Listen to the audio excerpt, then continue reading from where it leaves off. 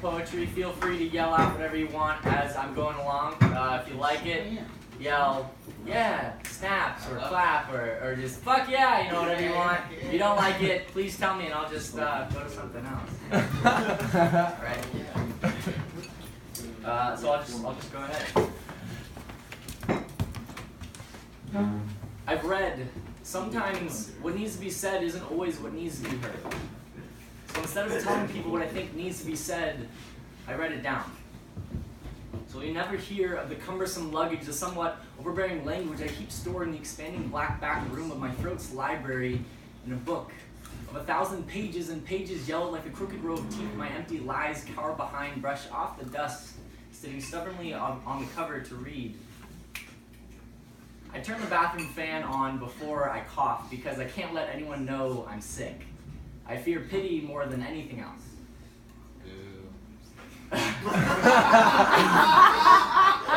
I wet the bed far into my middle school years, and until this day, there were less than 5 people who knew that vulnerability has not easily befriended me. I think I have yet to compromise for it. You're letting it out. I'm not always as happy as my screenplay suggests. I find smiles more agreeable with a broad palette than the truth. However, there is something bitter in the aftertaste of my act. There is more.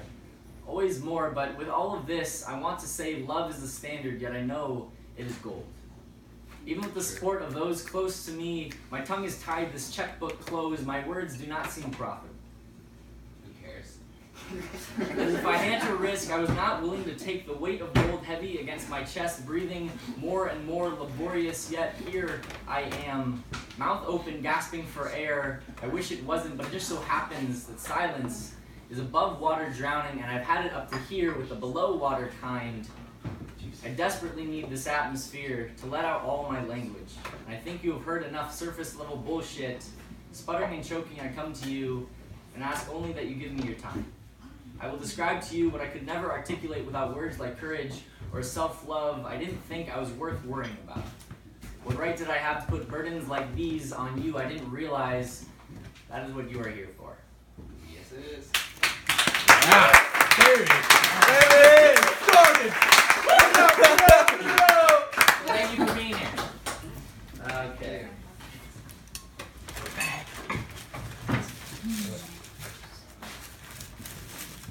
10 tips for successful time traveling experience. 1. Holy shit, is that a dinosaur? 2. Things move fast. And although you shouldn't be afraid to go softly, make sure you don't get left in the dust that sits on the relics of your past. Too familiar for you to let go of, too dirty to wipe clean again. They are not as you remember them. 6.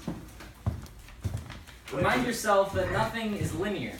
You are an achy 87-year-old one day, and you feel as if your time here is coming to a close. Yet the next, you are a childish 7, and your cares melt away deliciously, perhaps like s'mores. 3.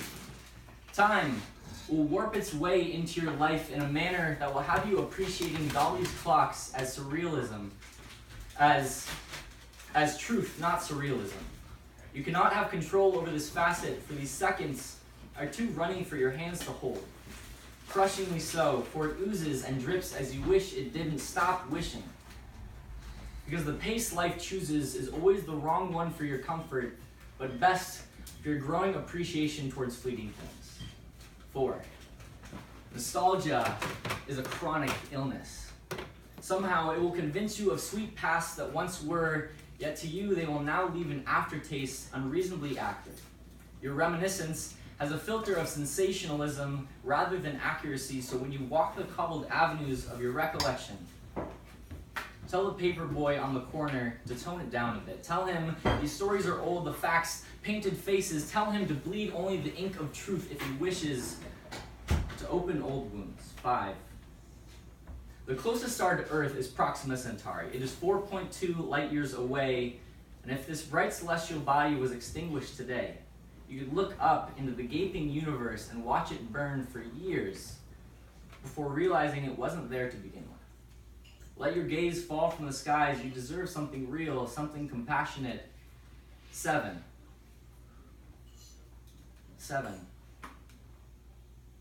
8. things will be forgotten. And maybe that's for the better. When something slips from your memory, either it didn't mean much or it was too much.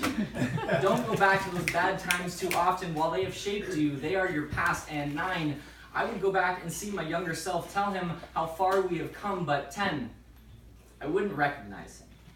He would look at me with black ice eyes as if to kill me himself. You see, he never believed I would exist. Never really wanted me to. Boy, I would say, I know you will be stuck in this moment for a while, but you will come out of it stronger than imaginable, so stop dying just because you are afraid of living. Father Time doesn't wait, doesn't sit and watch his leathered hand spin out of his control. Instead, he will raise his right and wave to you, boy. Making peace with what has been, do the same. It will never be again. Rewind. 10 tips for successful time traveling experience. 1. No matter how badly you want to rewind time, it will never be the same again. Do not try to rewrite this timeline. Tripping over the roots and rocks you didn't anticipate is necessary. There is no way to foresee the path as it stretches around blind turns. The future is only for worrying and misplacing happiness. You have been fashioned for the present, so don't let it slip past you. You will find everything you are looking for here and now. Thank you.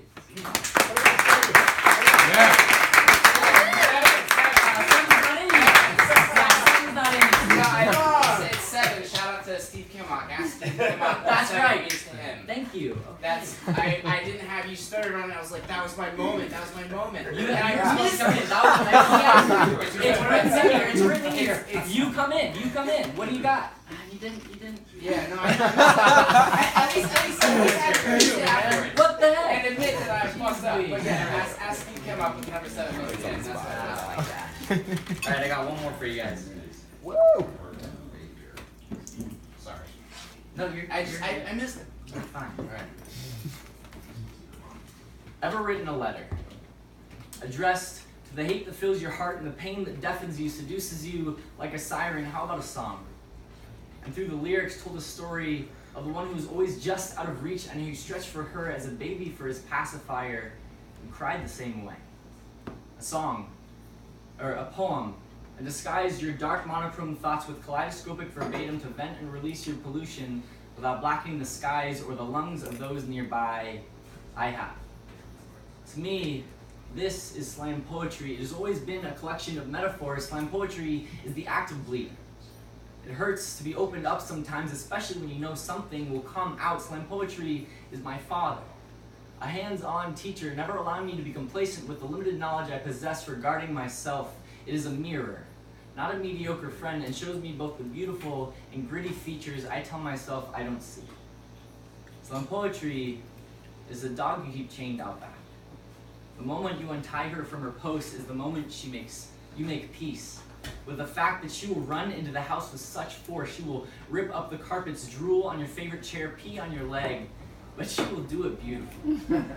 Your slam poetry is the same. What's different is that slam doesn't come from the outside in. Instead, it takes the mess you have waiting inside your ribcage and releases it into the world. To me, slam poetry is an expressive art form like no other. Through the act of writing, one can finally put words to their psyche, to their lust and love, their joys and pains and hate and indifference. Writing slam poetry is putting down on the page what you may never have wanted to say. It could be writing about your own turmoil or speaking on behalf of someone else's. What's important is that it's real. This is a kind of trust we may not even know in a best friend. Not only can we realize what we have in our own hearts with slam poetry, but we can actualize our own healing processes. We can put trust in others and receive acceptance, validation. Slam poetry is taking what you have painted on the inner walls of your ribcage and breathing out a vocal masterpiece of brushstrokes. To me, slam poetry is love. You can't see it, touch it, smell it, but when it's here, the entire room can feel its presence. The hearts around beat out the rhythm of the heart displayed. Slam poetry is love. The act of sharing it with even one person can flip your insides around, can help them understand what makes you you. Slam poetry is love. Yes, it hurts sometimes, but it's supposed to. Nothing this powerful can be felt without some repercussions, but it's worth it. Slam poetry is love. when you start, there's a sense that it could become anything. Before you know it, you're looking back at stanzas, wondering how you got here to this line, wondering how to make the ending as poetic as spring flowers, but knowing it will be as messy as you are. Thank you.